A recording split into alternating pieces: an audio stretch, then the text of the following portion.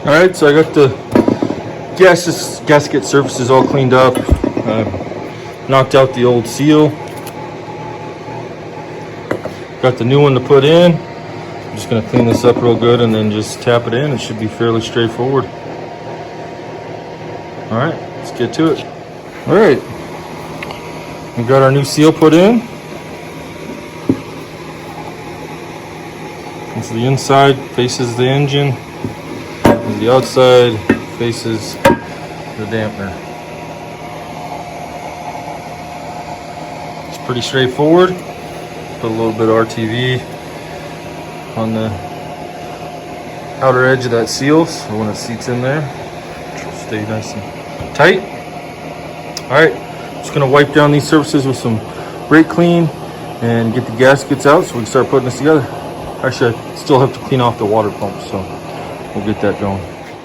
Alright, so we got all gasket surfaces cleaned up on both the water pump and the timing cover, both sides. New front seal installed. We'll put some silicone on the surfaces. I got the engine block surface all cleaned up, and I wiped it down with brake cleaner. Make sure there was no residue. So now we are ready to put the timing cover on, put the few bolts into that, and then put the water pump on, and then bolt that all down. See how she goes. All right, we'll get that all together and pick up there. All right, so we got the timing cover in. And without the water pump on, we can put in two little ones on top.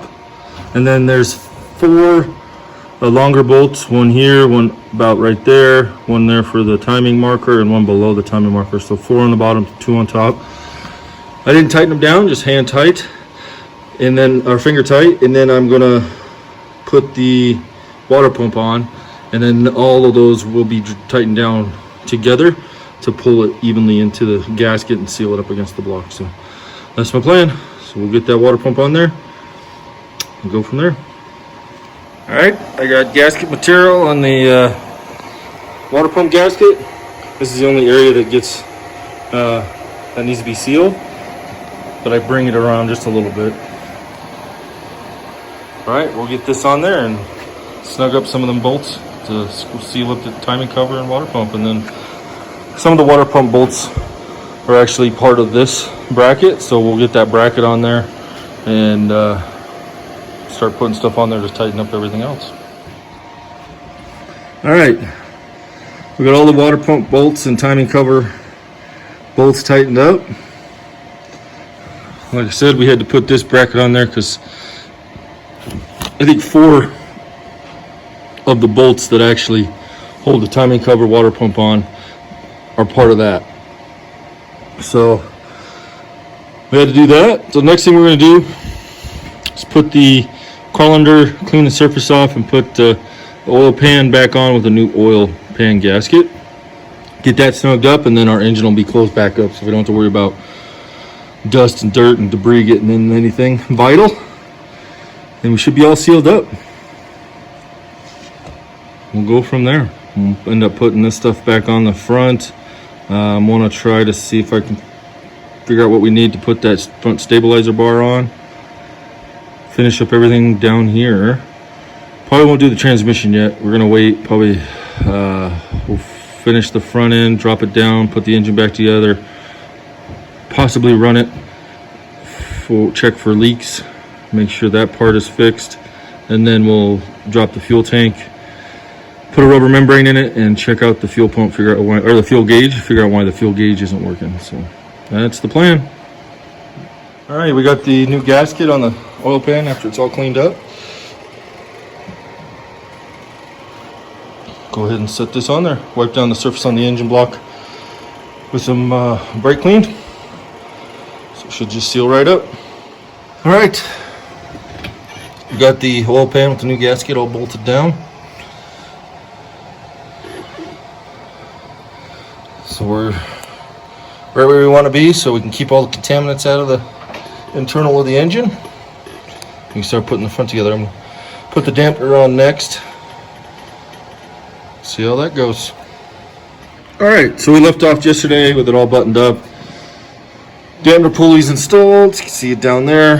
I think that main pulley is the first one we'll install and work our way up. Try to get everything mounted and installed. Get it back together. Button up the engine. I got the oil and filter on order, so once it shows up, we'll do a test run, see how she runs, and make sure she doesn't have any leaks. Once we get that done, we'll get underneath and see if we can get that front sway bar installed. Just a few things we got to do. Well, let's get started. I don't have anybody help me in the garage the last couple of days, just because she's been busy with school, and so I'm doing the recording on myself. It's not the best, but I hope it works out for you. All right, so I tried to see what it's going to take to put that front sway bar on. I think these control arms obviously have been replaced, but they will not work with the sway bar that my dad gave me. So without grinding some brackets off of it. So before I do that, I'm just going to try to do some research, trying to see what the options are. Maybe there's an updated sway bar that might work with these control arms, if I can figure out what models they fit. And then we'll go from there before I do any cutting on it. So we put it back down on the ground, nice and level, so I can finish putting the front of the motor back together. I noticed when I was jacking it up and leaning over on things, I'd hear different clunking and sound like body panels are loose. So I'm gonna have to go and check through that. But I did just kind of bounce the suspension up and down. Can't really tell on camera. And just watching it, and then I started looking. See if you notice something odd here. There's one bolt. Looks like thread's coming through on the nut. Hey, look at this one. I'm like, oh, it's not seated all the way.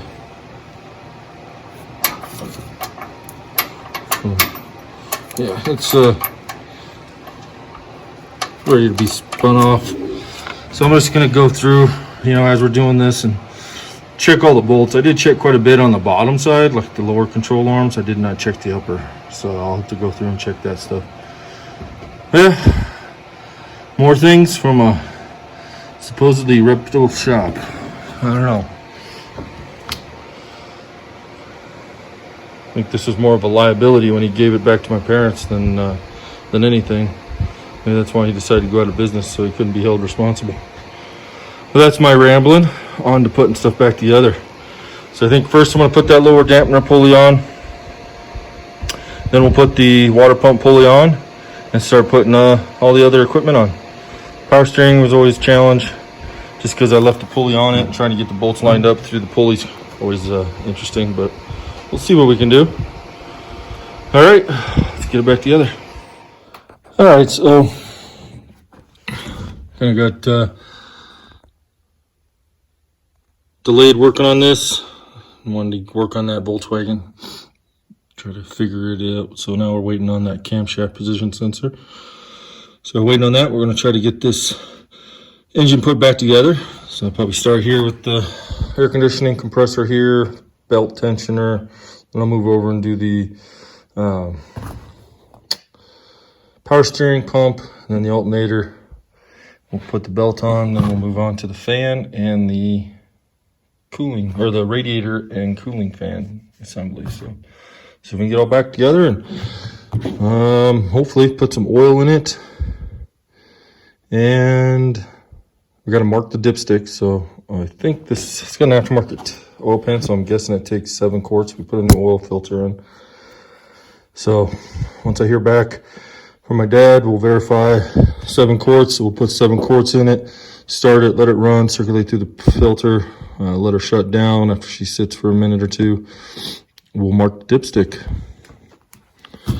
And then I think our plan next is to clean up the shop from the Volkswagen teardown and move the Ranchero back over to that side. That way we can, with the engine fixed, we can do most of our work on the Ranchero, and then where the Ranchero is at right now, we'll start working on the axles and tear down the excursion engine, which is right over there. So, and the transmission. So we got to tear down that transmission, make sure it's salvageable, in case they ran it out of oil and welded that pump gear together. So we got to check all that good stuff out. So let's get started on this Ranchero. So I didn't notice in the power steering pump seemed a little noisy. I thought maybe it was actually going bad because I didn't prime it or something like that. But I think I found out why. I just put it back on. And I'm thinking that's probably what we're hearing. I'm guessing, I'm going to take it back off, but I'm guessing it needs to be shimmed out.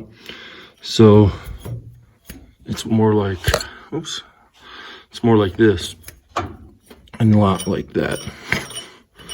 So I'm guessing the pulley's hitting there. So we'll take it apart and see if we can figure out that's the problem. Maybe that'll take care of that weird, annoying sound. Okay, so it's not actually rubbing on the plate here. It's actually the pulleys rubbing on the bottom of this power steering pump. So I'll take this off, see if I can get this off without pulling the pump. I don't want to reprime it, see what's in there. But that's the noise we're hearing. Okay, so I got it off, and there is nothing in between that and the pulley, but you can hear just not even tightened down. I can hear it rubbing. So I think I'm going to take some measurements of that shaft and see if I can find, it just needs to be like a washer thickness. I'm thinking should be fine or less. But a washer thickness, but it can't be, then I might have to grind it down to where it fits inside of these holes so I can still get my holes through it. I wonder, maybe just some gasket material, but I don't know if that'd be thick enough. I got some exhaust gasket material that I could probably cut for it. But it needs to be just probably a 1/16 of an inch. Or even a 32nd might even clear it. It's not much. It doesn't look like it's worn into the pulley that I can tell. But it is enough to make it sound terrible. So, let me see what I can come up with that. We'll be back. Alright, I found this flat washer that'll fit in between our holes. So that's perfect, but the center hole is a little bit small. So I'm going to see if I can drill this hole out so it'll fit on that shaft. Hopefully that'll be exactly what we need. Let me see if I can find a good sized bit. Okay, so I found a step bit, or I had to go into town and get a step bit. Didn't have one that would get it as close as I wanted. So I think this ends up being about 5/8 inch. Good. She slides on there. So I went ahead and bolted the pump up. And then got this ready. So we'll go ahead and put the pulley on, and then we'll just check how it sounds and looks and go from there. All right, I got the washer in that's serving as a spacer and the pulley bolted up. Sounds good. We'll see if that quiets down the power steering pump noise we're hearing. All right, I'll finish putting everything back together on here. Okay, I got everything on the front of the motor installed, including the serpentine belt, and alignment wise it looks pretty dang good. I think that power steering pump's going to be just fine. And we're ready to go. I got to hook up the wires for the alternator, and I'm going to reroute some of the wire. There's a wire for the oil pressure sending unit. It's down underneath there. So I'm going to reroute it because it's getting pulled on by the air conditioning line. And then if all that looks good, we'll get the radiator put in and the cooling fan, get it all buttoned up, fill it with oil. We got to mark, once we fill it with oil, I got to replace the oil filter too. I have the oil filter, just haven't replaced it yet, so probably do that. Then put the new oil in it, and then get the coolant in there, test run the motor, and then I got to mark the oil dipstick so we know what full is. And let's see what else. I think that's about it. Hopefully we got the coolant leak fixed and we can move on to the next project. Sorry I didn't record more of me getting everything on the front of the motor. Just kind of in a time crunch here. I'm going to try to get the front put back together before I go to work here this afternoon. So everything's on there, tightened up, ready to go. Just got to hook up wires and we will move on. Thanks. Well, before I put the radiator on, I was looking because I needed to, what I noticed on this last time I test ran the engine before we tore it back apart, the temperature gauge would go from, I guess, 0 to 250, 0 to 250, 0 to 250. So it was just like a switch. And every time it did that, the cooling fan would kick on. So that made me think that they wired the temperature gauge into a temperature switch, and probably the same temperature switch that they use to kick the cooling fans on. So looking around here, this is the only cooling temperature sender slash switch on the engine. So I pulled it out. Sure enough, it's a temperature switch, and it looks like it's set to come on at 195. I'm going to double check based on the part number, but I'm guessing this switch triggers the fan to come on at 195. They had it in the cooling intake manifold cooling port, and there's no other sending unit. So I'm guessing single wire coming off of it, and they tied the gauge and the cooling fan into it, which doesn't work. So I'm going to, what I'm thinking is move the switch over to the top of the thermostat housing, which will be the outlet of the engine. And this here I'll replace with an actual temperature sending unit for the gauge. That should get the temperature gauge working properly. Only thing I'm concerned about here, right there, is the depth of this temperature switch is pretty long, and I think it could interfere with the thermostat. So I'm going to do some research. I might have to put a little extension on there to raise it up. Should still get coolant in there, or think of something else. So maybe I can get a lower profile or a more shallow temperature switch. It may work. I just don't want to restrict coolant flow at all. So we'll see. For the time being, I'm going to go ahead and order a temperature sending unit and probably put this in there for now and see how she runs. So while I'm waiting for that to order, I'm going to just hand tight this in there. That way I can keep debris out. I'll go ahead and order a temperature sending unit and get that on its way. Once we get it, we'll swap it around. That way, do that before we start adding coolant, so we don't have to drain the coolant again or lose it or make a mess. So that's the plan. So we'll get that on order, and still got plenty of stuff to do. All right, we just picked up the rear bumper and the bumper guards, 4 bumper guards from the chroming outfit. Finally got called that they were done. It's been a couple months, but they look really good. Even the bolt, they chrome the bolt. So that's pretty nice. Bumper looks really good. Probably gonna get a lot of glare. You can see. Pretty excited. Did take a while. The other 2 got wrapped up in here. We haven't unwrapped them, but I think these do the justice. We're gonna wrap these back up and head back to the house. Be exciting to get it on the car.